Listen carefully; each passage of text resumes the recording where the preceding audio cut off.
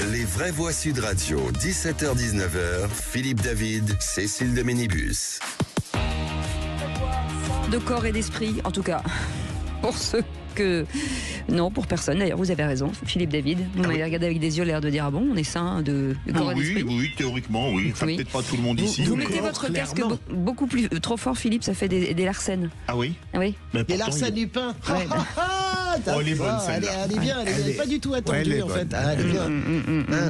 Je tenais à m'excuser auprès d'une jeune génération qui nous écoute, qui ne vous comprend pas depuis tout à l'heure.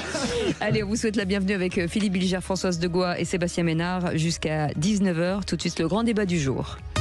Les vraies voix Sud Radio, le grand débat du jour. Il faut que nous ayons légiféré sur la fin de vie et sur une aide active à mourir avant la fin du quinquennat. La majorité est très fière de pouvoir porter ce texte. La légalisation de l'euthanasie poserait des tas de problèmes. Moi, j'y suis très opposé. Il faut pouvoir y accéder sur notre territoire. Le suicide assisté, là, Emmanuel Macron a fait un choix de mots particulièrement précis. Tous les pays qui ont légalisé l'euthanasie ont connu des dérives. Question d'égalité aussi, puisque certains d'entre eux vont en Suisse, vont en Belgique pour recourir à une aide active à mourir. Ça va faire parler parce que la société est divisée selon les convictions de chacun. Mais en tout cas, c'est une évolution majeure. Et plus de 200 socialistes et macronistes ont exhorté François Bayrou à opposer l'aide à mourir, à ne pas scinder le texte, jugeant que dissocier les soins palliatifs de l'aide médicalisée active à mourir serait une erreur. Alors parlons vrai, seriez-vous partisan d'une loi ou d'un référendum sur ce sujet? Et à cette question, faut-il légaliser l'euthanasie et le suicide assisté? Je me suis trompé de sondage tout à l'heure, vous dites non à 66%. Vous voulez réagir? Le 0826 300 300. Notre invité aujourd'hui pour en parler, Jonathan Denis est avec nous. Bonsoir, merci d'être avec nous. Vous êtes président de l'association pour le droit à mourir dans la dignité, auteur de Mourir dans la dignité, plaidoyer pour la dernière des libertés aux éditions du Cherche Midi. Philippe Bilger. Pardon pour ce poncif, c'est un sujet infiniment délicat sur lequel j'aimerais moi-même penser délicatement, si j'ose dire. D'abord, je trouve que la distinction qu'a proposée le Premier ministre est très pertinente entre le palliatif et ensuite l'aide à mourir. Parce qu'on peut espérer que, par exemple, ceux qui voteront en faveur des soins palliatifs, y trouveront matière à réflexion pour se dissuader de vouloir disparaître. Deuxième élément, je crains les dérives de de ce droit à mourir s'il était voté. Troisième élément, et là c'est strictement personnel, je n'aime pas cette idée que l'État, même prétendument pour notre bien, va nous déposséder non pas du droit de vivre, mais de notre liberté de mourir. Je préfère gérer seul ce moment terrifiant de la finitude plutôt que de compter sur une loi qui me permettra peut-être d'oublier que la vie jusqu'au bout, quel que soit son état, est de la vie. Françoise Degois. Moi, je ne suis pas du tout d'accord avec vous, Philippe Bilger. Je pense que vraiment, je ne pense pas du tout que c'est l'État qui se mêle du droit à mourir. Je pense que c'est l'État qui donne les moyens légaux, à un moment donné, à un médecin de permettre de cesser toute souffrance. Je pense à la mère, par exemple, de Lionel Jospin, dont on a oublié que Mireille Jospin, grande éducatrice, infirmière, est partie en Suisse pour mourir. Comment dirais-je, les témoignages et les exemples se multiplient. Pourquoi un État ne peut pas donner? D'ailleurs, François Bayrou nous a fâchés avec les Belges. Il a été insultant avec les Belges. Et Elio Di Rupo lui a répondu point par point en l'expliquant ce que vous dites est faux, notamment sur les dérives. C'était sur le droit à mourir des adolescents. Je suis désolé, vraiment, si un État est capable de garantir une paix, judiciaire à un médecin parce qu'il vous donne le droit de mourir, parce que c'est insupportable, parce que quand vous avez la maladie de Charcot, tout à l'heure je parlerai de Charles Guitry qui a la maladie de Charcot, eh bien si cet État est capable de donner cette loi qui permette aux médecins de ne pas finir en prison parce qu'ils vous aident à mourir, moi je trouve ça formidable, je trouve que c'est un progrès humain. Sébastien Ménard. Oui, moi je m'inscris en faux avec la position de Philippe Bilger. Moi, je vais vous raconter une petite anecdote. J'ai accompagné quelqu'un, et ce quelqu'un, c'était mon grand-père, qui était en parfaite santé et qui a décidé, à un moment donné, de rejoindre ma grand-mère, voilà, parce que c'était comme ça. Et donc, il a décidé d'arrêter de prendre ses médicaments. Il a décidé d'arrêter, finalement, sa petite quotidienneté qui lui permettait d'aller bien, etc., et de surmonter son deuil, il a décidé d'y mettre un terme. Alors évidemment, il n'y a pas eu de droit à mourir, il n'y a pas eu d'euthanasie, il n'y a pas eu tout ça, mais son état s'est considérablement dégradé en moins de 8 jours. Et donc, il a eu accès aux soins palliatifs. Mais qu'est-ce que sont les soins palliatifs aujourd'hui en France ? Ce sont des sédatifs, un excès de sédatifs, et puis on va plus vous donner à manger et plus à boire, parce que c'est de ça dont il s'agit. Voilà. Et que quand vous avez votre grand-père qui veut partir, qui nous dit je veux partir mais j'ai soif, et là on est en train de... Voilà.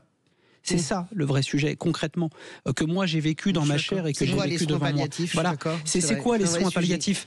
Alors, c'est la raison pour laquelle moi je suis complètement d'accord avec Françoise de Gois, c'est que à un moment donné, si l'État, si une grande puissance comme la France est capable d'exonérer non pas d'une morale, de ses valeurs, d'une profonde éthique intellectuelle, spirituelle, religieuse, etc. Celui qui va accompagner, il va pas donner la mort, il va simplement libérer d'une souffrance, une souffrance qui peut être physiologiquement, psychologiquement, totalement insurmontable. Sans parler des dommages collatéraux. Avec la famille, mais bien sûr. Donc c'est ça dont il s'agit. Et moi, je pense aussi, évidemment, rien ne vaut la vie jusqu'au dernier souffle, jusqu'au dernier moment. Mais à un moment donné, il faut juste se mettre à la place de celles et ceux qui n'en peuvent plus. Et ce qu'on leur propose aujourd'hui, c'est une agonie assistée, ce qui est totalement différent. Allez, Jonathan Denis est avec nous, président de l'association pour le droit à mourir dans la dignité, auteur de ce livre Mourir dans la dignité, plaidoyer pour la dernière des libertés aux éditions du Cherche Midi. Vous l'avez entendu, Philippe Bilger l'a dit, c'est un sujet très très très compliqué quand même. Mais c'est surtout un sujet qui touche à l'intime et aux convictions de chacun. Il faut savoir respecter les positions de chacun. Maintenant, ce qui est demandé, c'est effectivement qu'il y ait un nouveau droit, qui est cette liberté, cette dernière liberté qui aujourd'hui est interdite. Et dans les témoignages que vous avez apportés, on se rend bien compte des accompagnements qui ont pu se faire, de la protection évidemment, de l'encadrement qui est nécessaire. Il faut bien protéger les patients et protéger les médecins, parce qu'il ne faut pas se mentir, des euthanasies, vous en avez qui se font en France. Moi, j'accompagne pas clandestinement dans ce cadre-là. Et il faut bien pouvoir protéger les patients, mais protéger aussi ces médecins qui font ce qui est pour moi un dernier acte de soin. Maintenant, il ne faut pas opposer les soins palliatifs à l'aide active à mourir. Et c'est pour ça que je suis en désaccord avec François Bayrou. Il faut qu'il y ait des soins palliatifs partout et pour tous. Pour tous ceux qui souhaitent y accéder, il y a un grand travail encore à faire dessus. Mais il faut qu'il y ait cette possibilité pour des personnes qui aient des maladies qui soient graves, incurables, avec des souffrances physiques ou psychologiques qui sont et qu'elle juge insupportable. Il faut qu'il y ait cette solution qui puisse exister d'un accompagnement dans le cadre d'une aide à mourir, qui soit à la fois l'euthanasie ou le suicide assisté. Mais il s'agit bien de pouvoir respecter toutes les consciences, et moi j'en veux vraiment au Premier ministre, par ses propos, par ses sorties désastreuses, par ses insultes même envers les Belges dernièrement, parce qu'on avait un débat serein et apaisé qui avait eu lieu dans la société à l'Assemblée nationale. Il est en train de donner une passion autour et finalement de libérer une parole où on raconte tout et n'importe quoi sur nos voisins étrangers qui aujourd'hui font vraiment de la fraternité en accompagnant les Français qui ne sont pas accompagnés dans leur propre pays. Jonathan David, pardon, j'interviens. C'est Jonathan Denis. Denis, pardon, je vous remercie parce que vraiment, François Bayrou, qui normalement est un homme qui maîtrise le langage, etc., raconte n'importe quoi depuis qu'il est Premier ministre, que ce soit sur une chose ou l'autre. Est-ce qu'il avait besoin de relancer et de remettre de la passion ? On a débattu, vous vous souvenez, Nadine Morano, avec notre ami, le duo des députés, là, bien sûr, qui avait beaucoup travaillé sur la fin de vie, avec Leonetti.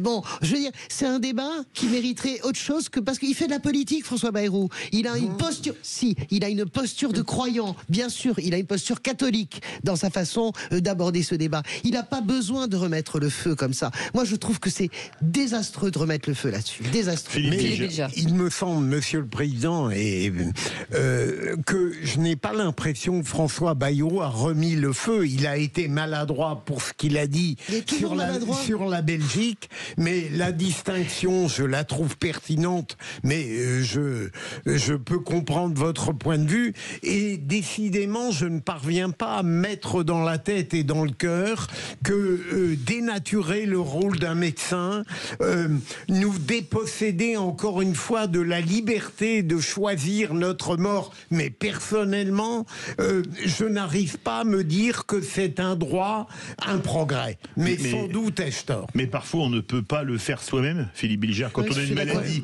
type un AVC massif, la maladie de Charcot, voilà.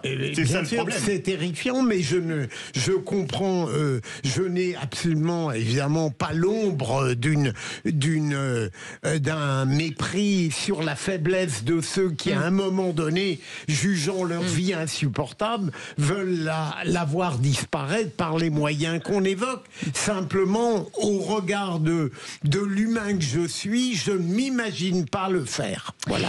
Romina est avec nous. Pardonnez-moi, mais il y a des mots très durs. Vous venez de dire le mot faiblesse. C'est excessivement insultant envers toutes les personnes qui sont malades. Elles n'ont pas la faiblesse, elles vont mourir. Elles ont une force considérable. Elles aiment la vie plus que n'importe qui.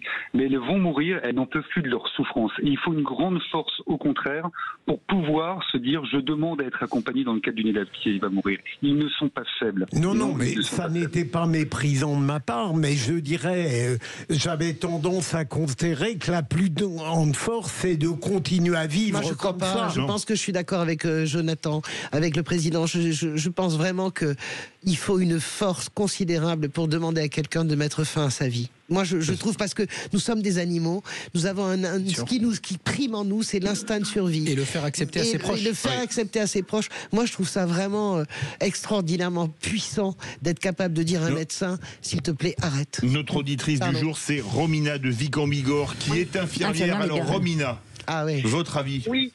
Alors voilà, moi il faut savoir que donc je suis infirmière et j'ai eu besoin de faire un diplôme universitaire en plus de ma formation infirmière parce que justement je ne me sentais déjà pas du tout armée pour accompagner les gens en fin de vie.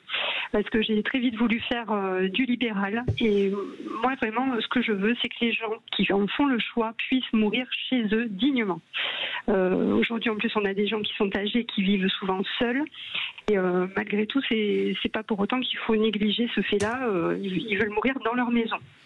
Et je vous assure que ça fait donc j'étais infirmière, ça fait 18 ans que je suis infirmière, je n'ai jamais eu aucune demande d'euthanasie. On avait la chance, alors là ça a été supprimé, on avait le réseau Arcade, c'était un réseau de soins palliatifs qui fonctionnait très très bien, une coordination infirmière, des médecins, on avait tout ce qu'il fallait et puis tout ça a disparu. Pour autant on n'arrête pas de faire du palliatif. Mais j'ai peur que, effectivement, enfin, dans ce texte, on n'ait pas les atouts pour que les soignants puissent avoir les moyens de continuer dans leurs soins palliatifs, de faire du soin palliatif, du vrai soin palliatif. C'est quoi le vrai soin palliatif? Est-ce que je peux poser une question? Oui, bien sûr. Romina, qu'est-ce que c'est le vrai soin palliatif? Être capable à n'importe quelle heure de pouvoir soulager les symptômes d'inconfort. D'accord. C'est-à-dire soulager la douleur, etc. La soif, la faim. La douleur, mais morale aussi, tout ce qui est, parce qu'il y a une prise en compte globale de la douleur, et puis la douleur, elle est dans toutes ses dimensions, elle est différente en fonction de la culture, elle est différente. Merci beaucoup Romina, vous restez avec nous. Merci beaucoup Jonathan Denis d'avoir accepté notre invitation, président de l'association pour le droit à mourir dans la dignité et auteur de ce livre Mourir dans la dignité, plaidoyer pour la dernière des libertés aux éditions du Cherche Midi.